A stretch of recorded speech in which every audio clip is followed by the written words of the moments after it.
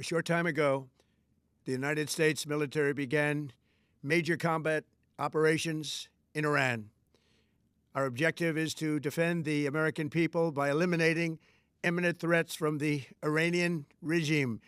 So we gotta listen to this because one way or another we're gonna be affected by this war that Trump has started because the world economy is relying on oil.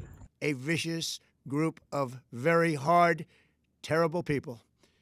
Its menacing activities directly endanger the United States, our troops, our bases overseas, and our allies throughout the world. For 47 years, the Iranian regime has chanted death to America and waged an unending campaign of bloodshed and mass murder, targeting the United States, our troops, and the innocent people in many, many countries. Among the regime's very first acts was to back a violent takeover of the U.S. Embassy in Tehran, holding dozens of American hostages for 444 days. In 1983, Iran's proxies carried out the Marine barracks bombing in Beirut that killed 241 American military personnel. In 2000, they knew and were probably involved with the attack on the USS Cole. Many died. Iranian forces killed and maimed hundreds of American service members in Iraq. The regime's proxies have continued to launch countless attacks against American forces stationed in the Middle East in recent years, as well as U.S. naval and commercial vessels in international shipping lanes. It's been mass terror, and we're not going to put up with it any longer. From Lebanon to Yemen and Syria to Iraq, the regime has armed, trained, and funded terrorist militias that have soaked the earth with blood and guts. And it was Iran's proxy, Hamas, that launched the monstrous October 7th attacks on Israel, slaughtering more than 1,000 innocent people, including 46 Americans, while taking 12 of our citizens hostage. It was brutal, something like the world has never seen before. Iran is the world's #1 state sponsor of terror and just recently killed tens of thousands of its own citizens on the street as they protested. It has always been the policy of the United States, in particular my administration, that this terrorist regime can never have a nuclear weapon. I'll say it again, they can never have a nuclear weapon. That is why in Operation Midnight Hammer last June, we obliterated the regime's nuclear program at Fordow, Natanz, and Isfahan. After that attack, we warned them never to resume their malicious pursuit of nuclear weapons, and we sought repeatedly to make a deal. We tried. They wanted to do it. They didn't want to do it. Again, they wanted to do it. They didn't want to do it. They didn't know what was happening. They just wanted to practice evil. But Iran refused, just as it has for decades and decades. They've rejected every opportunity to renounce their nuclear ambitions, and we can't take it anymore.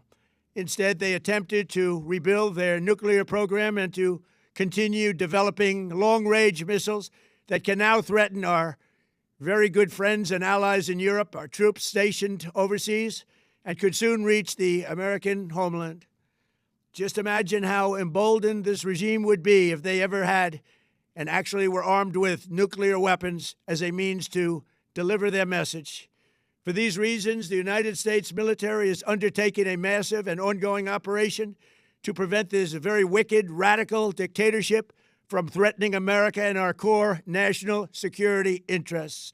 We are going to destroy their missiles and raise their missile industry to the ground. It will be totally, again, obliterated. We are going to annihilate their Navy. We are going to ensure that the region's terrorist proxies can no longer destabilize the region or the world and attack our forces and no longer use their IEDs or roadside bombs, as they are sometimes called, to so gravely wound and kill thousands and thousands of people, including many Americans.